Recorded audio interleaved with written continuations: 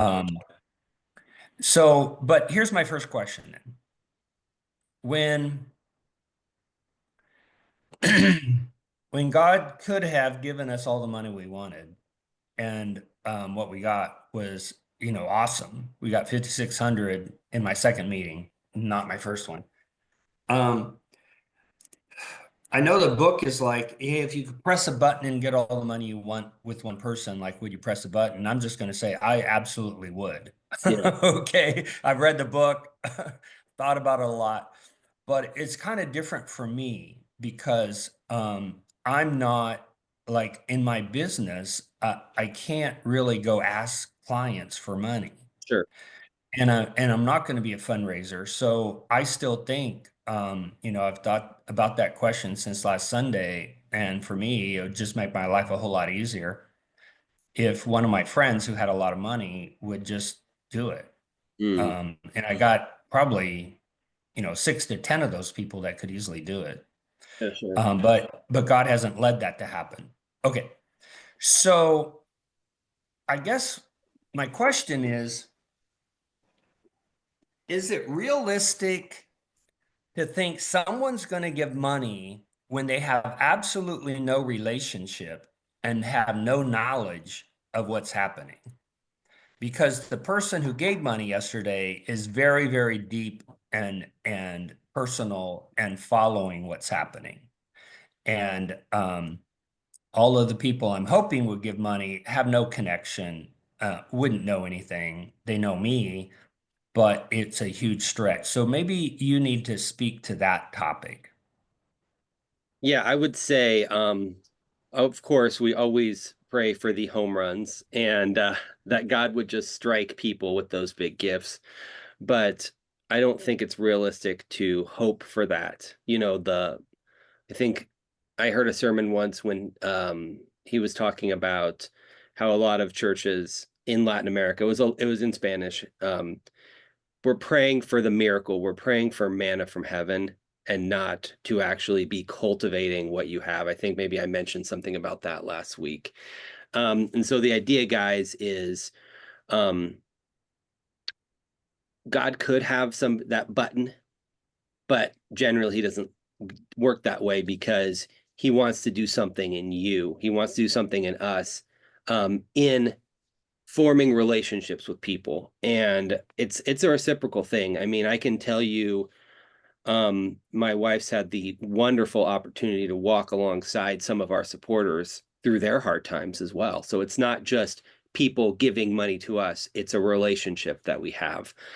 And so I would say for you guys, the more you can, um, how do I want to word this? The more you can form relationships and not even having to do with money. I think in that video I made for fundraising from a foreign country, that's the first thing you need to start with. You need to start with relationships. Do you guys have newsletters that you send out to people that are interested in your ministries? Uh, yeah, annually we used to send them thank you letters. Okay.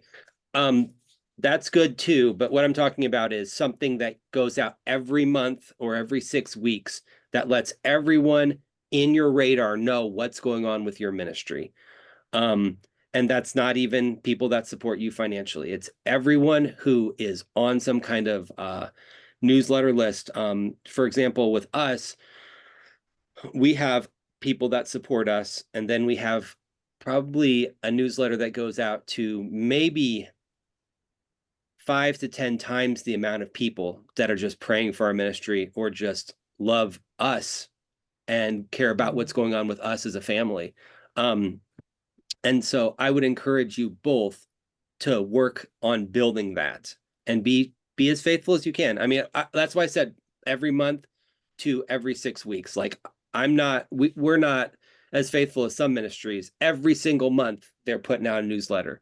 Um, I think we're closer to every 6 weeks. But I would say that's the place that you start, and that's building relationships. That's building bridges with people. That's building bridges and relationships with churches. Just to let people know who you are. Like what Brad said, the person that gave money was someone who really understood the need and really cared about you guys, and so that's what God tasks us to do, is to be faithful in what we have in front of us. And that would be the ability to form relationships with people and get people involved with prayer. And that's where it starts. That's where God will start to move on people.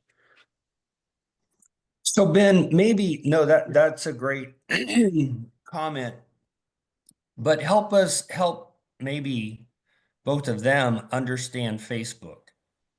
Okay, so I'm just going to suppose this, and it may not be true, but if you're living in Pakistan or Nigeria and you have people on Facebook, it might, in a sense, be more meaningful to you as a national to see Americans and perhaps people from other countries, um, liking the page, being a friend, even praying.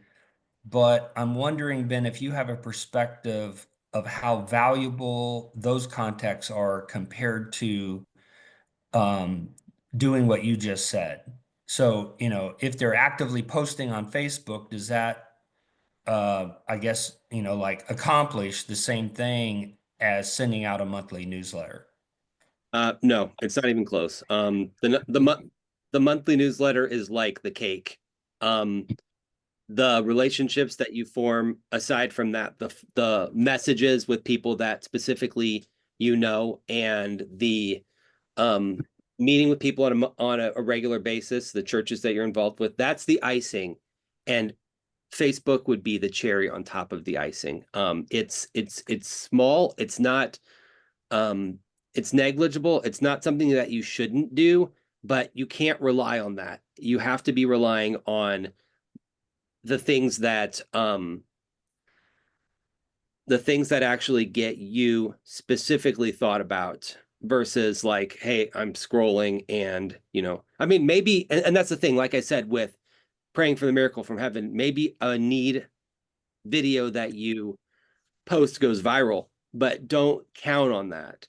Count on your newsletter, your meeting with people, your messages, and this is really this really has applications everywhere. In the Bible, it talks about the principle of sowing and reaping.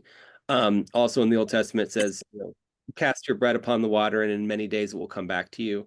The idea is, this is a planting phase for you guys, and the plant and what God's wanting you to grow is relationships with people. Not we're not talking about planting a money seed and growing a money tree. We're talking about planting and sowing in relationships with people, so that the relationships can form. And then people, through those relationships, will grow a heart for you and your ministry. And that's how generally I've seen God bring financial resources monthly, especially monthly resources. Because let me just address something else.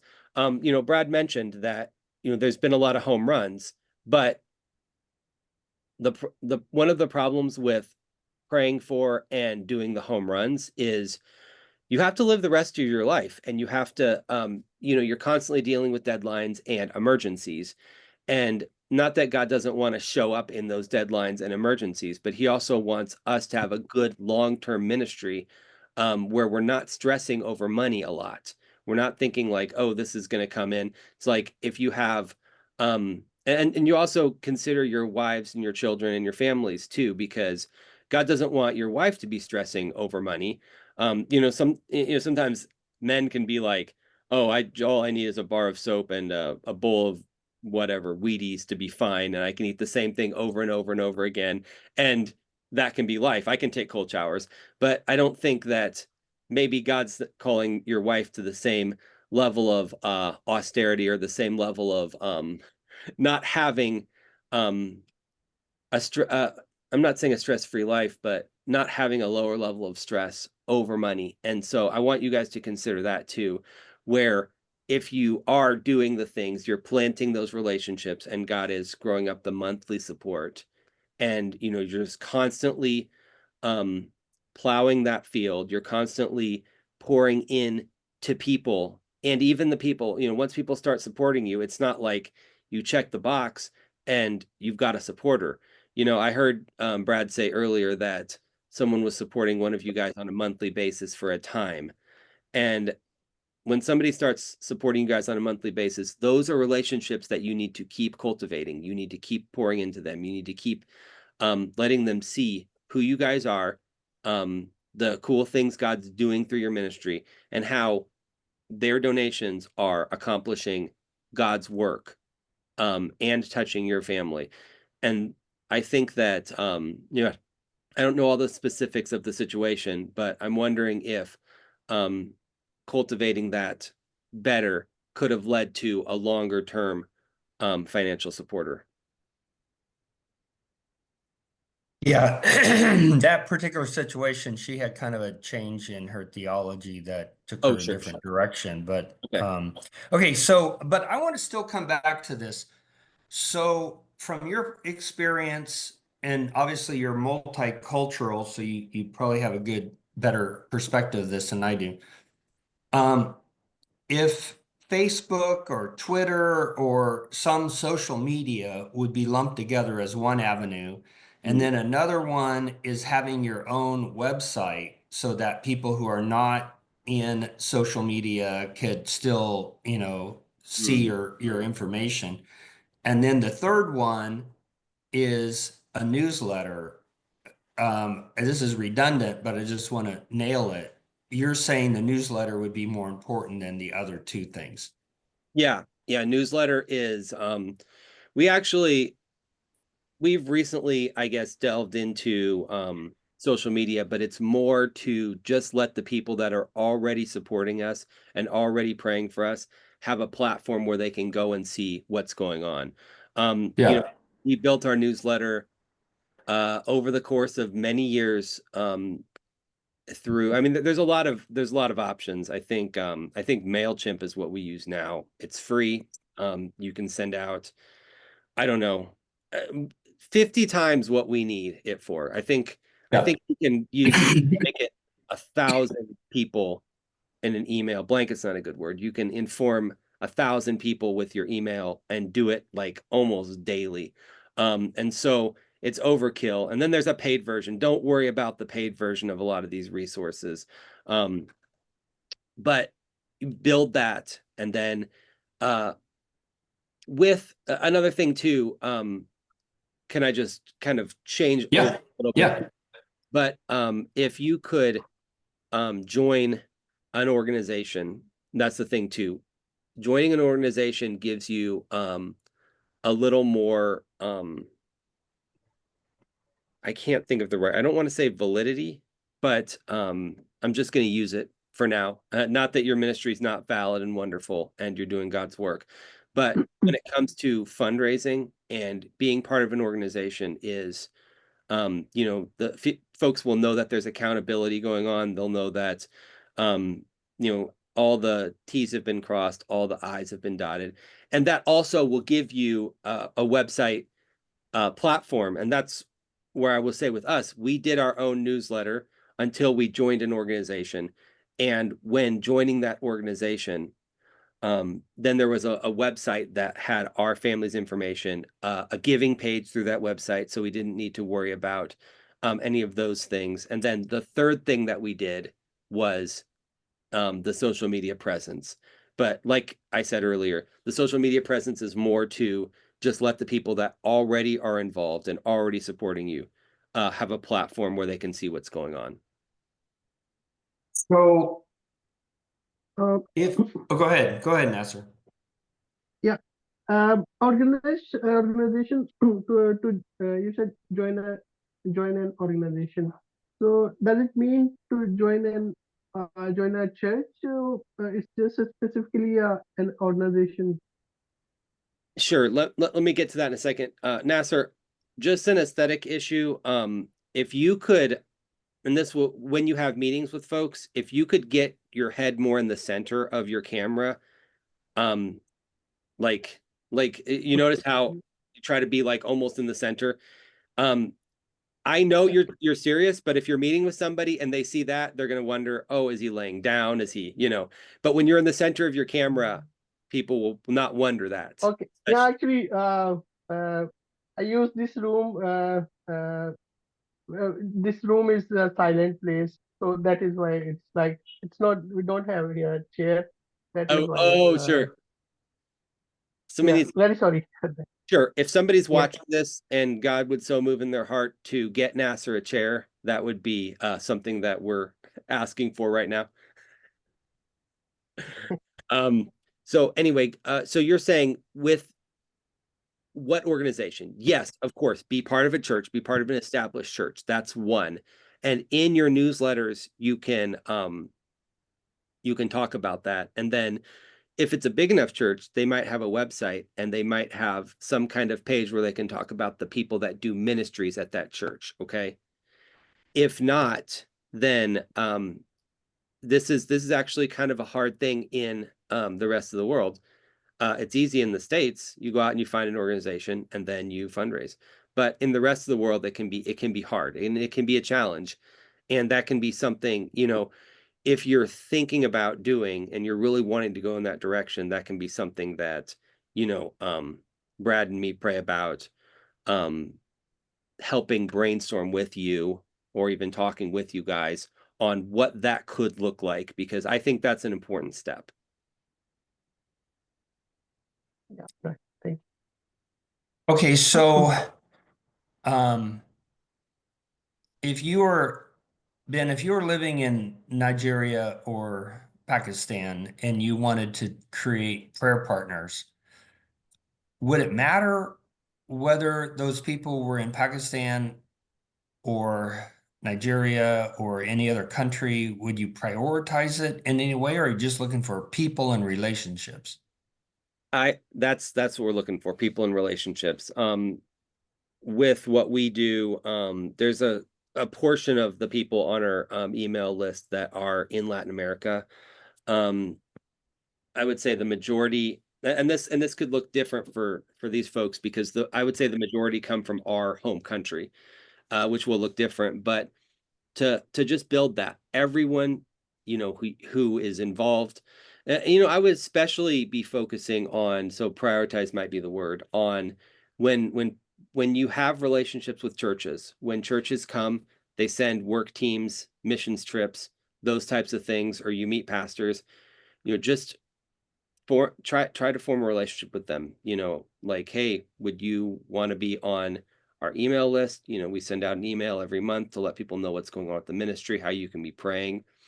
And even, if you already have a relationship with a church in the States, I would say that that's a shoe in for this. You could go to the pastor if you have that type of relationship and say, hey, could we meet every 6 weeks, every 2 months, just because, I need some accountability, or I need to, just some people to be praying with me. It's if you're making an ask right now, you're asking somebody to be interested in your ministry. You're saying, I have a need. I would love for accountability, or for somebody to be praying with me on a regular basis, and just make that ask. Would you do that? And that's kind of a good place to start, I think. If you already have those churches, already have those relationships, and then with those folks that you already do know, just say, hey, we're starting a newsletter. Um, can I include your email on that? You probably have and they're so this is another thing too. If you have those social media platforms and you have people liking your stuff, and just every time you send out a newsletter, boom, it's on the social media, and it's hey, if you'd like to be part of this newsletter, blah blah blah. Or if maybe once a month you say, hey, we're putting together a newsletter for our ministry, please let me know if you want to be part of that, or something like that. That's not a big ask, but you can use that platform to build the other one. Does that make sense? Yeah, so I'm kind of thinking that you've already given us the next step, right? We could come up with 10 next steps, but until we do the next one, we don't need the other nine. So I think this has been very valuable today. but I just want to make sure we drill down a little bit deeper on this one topic. So Sure. what you're saying to us, I have a friend who likes to say, what's the next necessary step? So if we're understanding that God has something to say through you, he brought you into this group. He didn't do it last year, the year before, the year before that. If for some reason it's right now. So it seems like the next necessary step would be to focus on relationships and to do that through a newsletter, and don't have this overly optimistic view that Facebook is creating some great friendships with people that care deeply about what's happening. Yeah. Um, yeah, I think if you're in America, you kind of detest Facebook. You would just soon not be a part of it. If you're in Pakistan, you might think this is awesome. I have 75 people who have signed up on my page, and you might give it a greater value than maybe what the actual people on the other side really value it as. Would I be right in saying that? Yes, absolutely. Absolutely. And so really, my wife is more or kind of more into this than I am, but there's just a lot of people that are moving away from Facebook and going to Twitter or whatever. And that doesn't mean that we should go, we'll have better results if we go to Twitter than Facebook. Yes. That's chasing something that's not real, right? So here's what I wanted to ask then.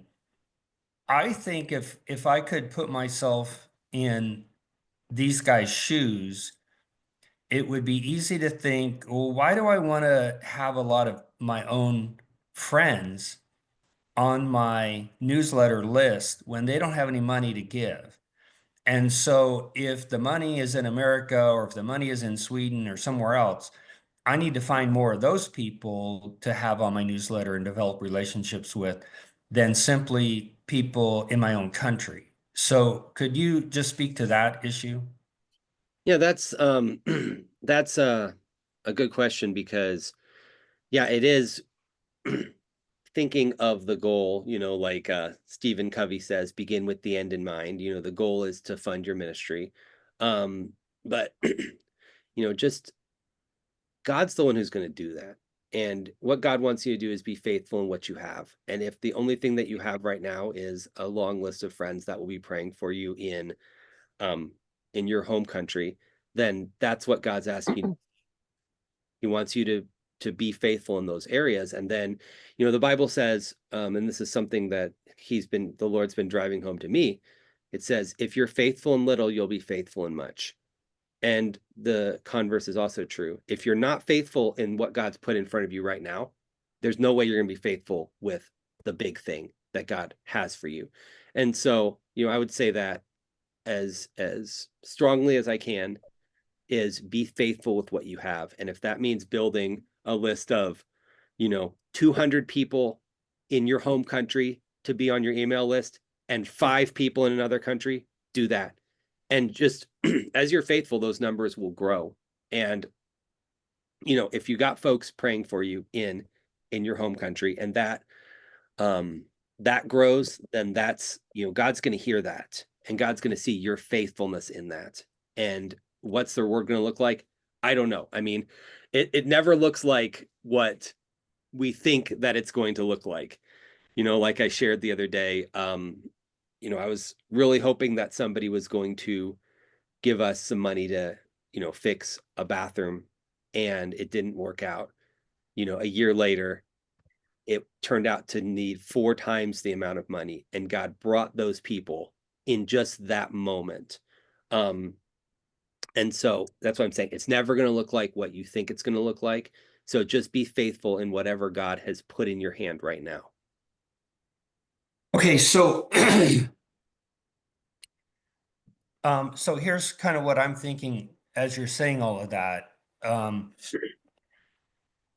I think there would be Americans who would be impressed if somebody in these countries, third world country, had a following that was praying for them and that represented their relationships. Hmm. And that would give credibility.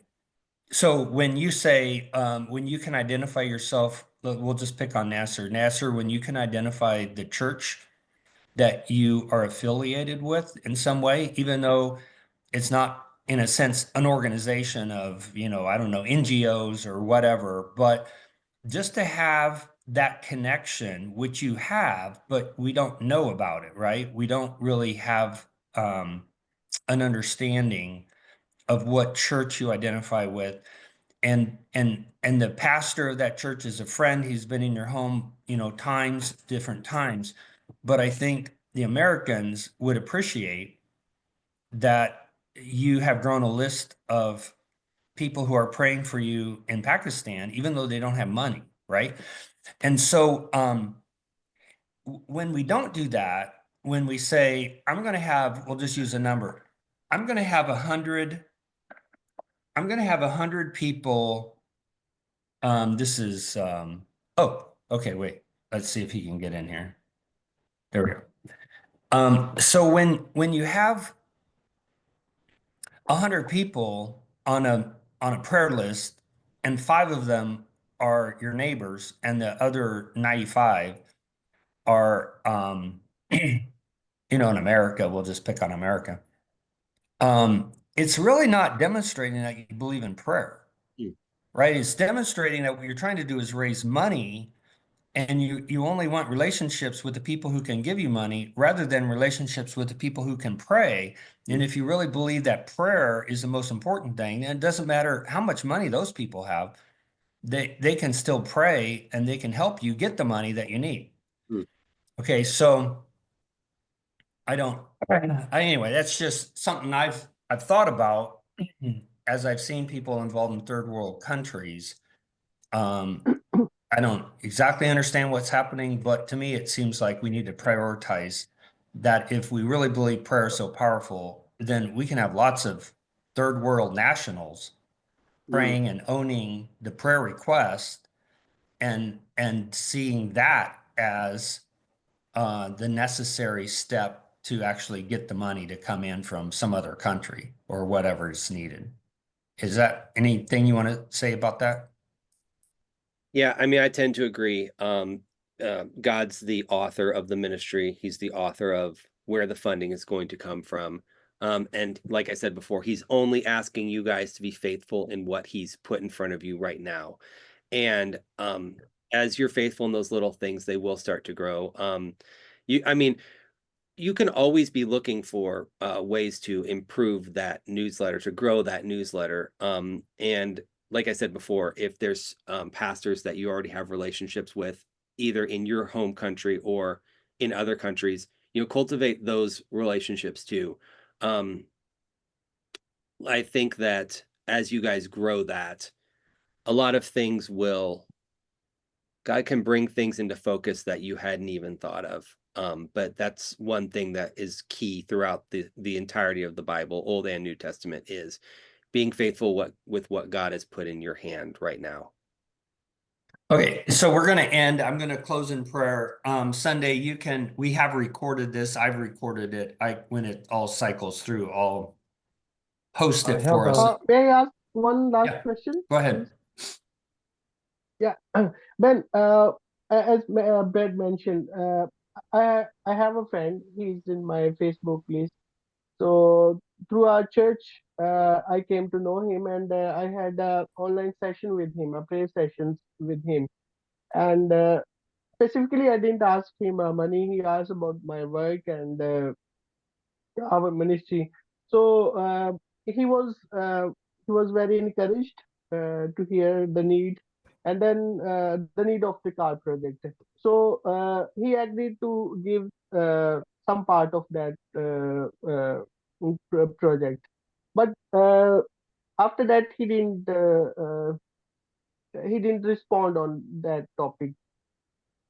He's still in my friends list. I still used to send him our thank you letters and sometime our activity photographs. And also, sometime I used to send him a hello message or how are you, brother. So uh, I want to ask, where do I am lacking in this conversation, or what could be the purpose that I am missing uh, to convey my message with him? Sure. It sounds like he is someone that likes your ministry, is interested in your ministry, follows your ministry. I would just be reaching out to him with how can you like, hey, I'm praying for you today. And that's why I would make a list of people that you're praying for on a regular basis and just reach out to him. Hey, give me an update. How are things going? Prayed for you today. And just kind of let him know that you're interested in him. You're interested in cultivating that relationship with him. And if you have a conversation with him, hey, can we get together and just kind of get an update from time to time, those types of things. But first, I would first just say to him, like, hey, I'm interested in you. I'm praying for you. How are things going? Give me an update. Like, when you had that meeting with him, you were probably talking a lot about your ministry. Did you get to know anything about his family, his prayer needs, or anything like that? No. Okay, well that can be the place to start because, like I said, we've had the wonderful opportunity to walk alongside some of our supporters in some really hard times, and I think that it it needs to be a reciprocal thing. It's not just us needing financial resources from people or you guys needing financial resources from the States or like Switzerland or whatever country. It's like it's a reciprocal thing. You want to provide value, not just in the ministry that God is, you know, X amount of people getting fed, but it's you care about these people and you want a relationship with these people first. And the money, maybe that will follow, or maybe just God will give you more relationships. So, does that answer your question? Yes, but I just I shared with him Brad's contact details as well. I said you can Brad, he's my friend. If you want any confirmation, you can directly contact him. I shared Brad's I think email address and phone numbers both, but still he didn't I think contact. So now, sir, is that someone in the US or someone in Pakistan? Yeah, no, in USA. Oh, The okay. Michael I think. Yeah. Yeah, yeah. Okay. All right. So Please, I don't know we if we oh, go the ahead, question. Sunday. Please, I don't know if they allowed to ask a question. I didn't hear you. Okay, you can hear me. Yeah, I can hear you, but I'm sorry, I didn't understand what you said.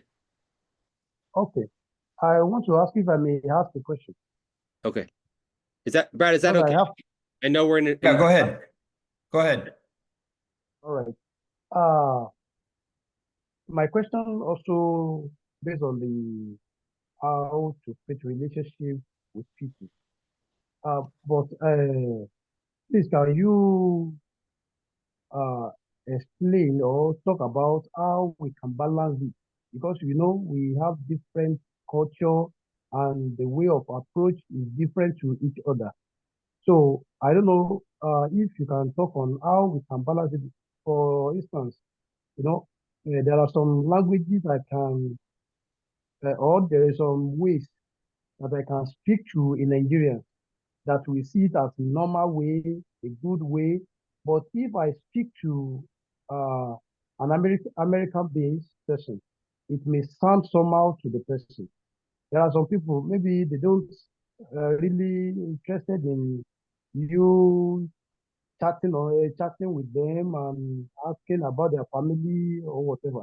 But there are some who have interest in that. They love people who are checking on them, checking on their family, their businesses.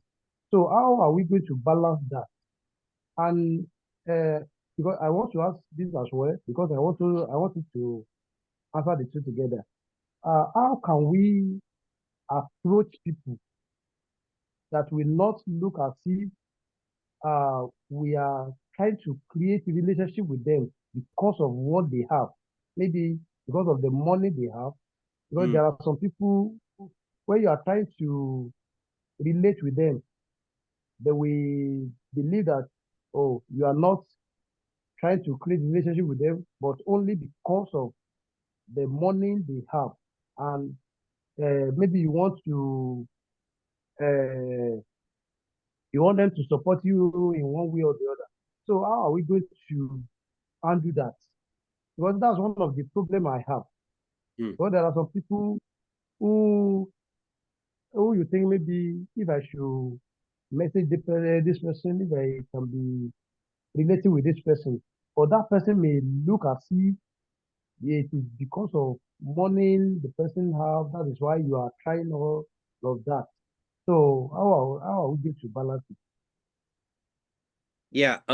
So like Brad said, I'm gonna post the entire video on my YouTube page, and I'll send it to you because some of those questions might have been answered when you were gone. But just very quickly, um, you have to just show them that you are what you're looking for is a relationship, and you have to actually be looking for a relationship at first. We talked a little bit about building a newsletter and sending out a newsletter with your updates. Don't you know there's kind of a balance. Like, people want to know about what the needs are, but they also don't want to be constantly bombarded with missionary newsletters that have asking for money every month, and so I would say, especially when you first get started in those newsletters, just talk about your family, talk about your ministry, talk about the cool things God's doing at your church, and have lots of prayer requests. Um, if you have someone and you're meeting them, and you just want to say like it's, hey, I'm praying for you, especially if you already are in contact with them, have their contact information, have them on Facebook or whatever. It can be just a message, hey, I'm praying for you. Um, Give me an update. How can I be praying for you, or something like that? And then, next month, next whatever, however long it is before you contact them again, you can reference those prayer requests and say, hey, look, um, last month you told me your son was doing this. How did that go? Um, and that's you pouring into them. That's you planting those seeds of relationships with them. You just have to show people that you're not in it for the money, that you're in it for the relationship, and actually be in it for the relationship and let God handle the money part. Eventually somebody might ask, like, hey, what are your financial needs? And then it's time to tell them. But go into it in the spirit of forming a relationship with somebody, and a reciprocal thing, you being uh someone that is wanting to pour into them, wanting to bless them, not just ask from them. Okay, thank Okay, you so much. so One oh, go just ahead, small Nasser. You question, please. yeah, go ahead. Well, Yeah, Ben, can we start a partnership with you, a what? with your organization? Start a what? Can we begin a partnership? Yeah. Oh, Can we start partnership with your organization? It's just a simple question. Yeah. At this point, no. What we're trying to do, we can't, because we're based in the U.S., we can't have foreign nationals as people that receive donations, and we can't process that. We're looking to solve that problem because we would like to expand and have more Oasis located in other countries, but that is one thing that we're trying to solve right now. Does that make sense? Yes. Yeah. Thank you. Yeah, absolutely. okay. So we're gonna end. I don't know where you were going with that question, but I think Ben, if we came back in February or sometime, in the future and did this again, would that be of interest to you to kind of see how we've applied what you said and then see what the next step would be? Absolutely, I'd love that. I'd be more than happy Yeah. to Yeah, walk. so I think what we're saying is this, and Sunday you'll get this as you listen to what you missed, but the next necessary step is to really understand that Facebook is, Ben said, like the cherry on top of a cake.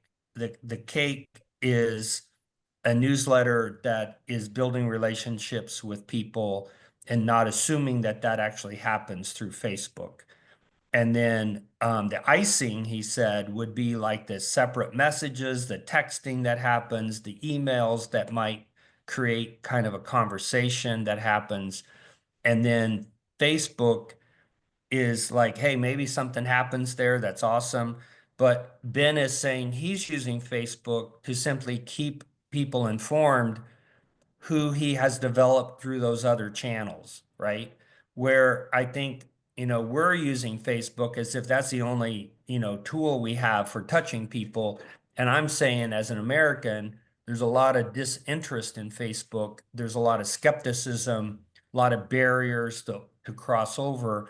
Thankfully, God has used Facebook to get us connected, and that's been really, really good. But we can't rely on that as our relationship. So that's what we'll try to work on, is how do we do a monthly newsletter or something, but then also not limit it to just people who have money. And so I want to say, Nasser, back to your friend Michael, there's always an issue of trust. Mm. So there's an issue of capacity. Does this person actually have money? But then there's also an issue of trust. And sometimes people who are really generous have commitments that they're already deep into and they're not looking for a new one, so that's the case. But people don't give money unless there's a high level of trust, because they generally care about their money. And so, part of the thing that helps us in America to have trust with both of you is when we know you have relationships with people that offer some type of an accountability where you are, Mm. because we can't be there. We can't see what's happening. We don't really know what's happening. We see pictures, and that's good. But there's just a lot of skeptical people that would say, are we just seeing some production of pictures? Is this really happening? So the more that you have exposure to, like, your pastor friend, a church, nationals who have some relationship with you, that helps us to know that since we can't be there, at least there's other people who are validating that all of this is happening and this is real, et cetera, et cetera. So anyway, okay, this has been great, Ben. Thank you so much for your time, and I will close this in prayer. Thank you. Father, thanks for bringing us together, and we are just super aware that there's a timeliness to you bringing Ben into our lives and into this Zoom meeting. And so I've written about it before. He represents maybe now 5 people, however many people there are that you have used in this way. And we think that you had planned this for this moment in time as we head into 2025.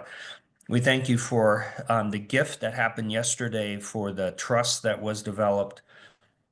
We pray the same here for what's needed next for Sunday. And the fact is, Lord, there's other opportunities that you have to reach more people through just the network of people we know. And yet, money seems to be part of what's needed. And so, if you do that in a really gracious way and drop that money in, help us in this coming year to plan well, to work well, to do what has been laid before us. So we've needed ideas. Ben's brought us ideas. Help us to implement those ideas. And just bless Ben. He has the same situation of raising money. So I just pray that the next couple of weeks here would be a great time for his family. And then as he heads into 2025, help him to see you as the provider, and continue to stretch his vision for what you want to accomplish through his family and through this ministry in Costa Rica. We ask this in Christ's powerful name. Amen. Amen. Amen.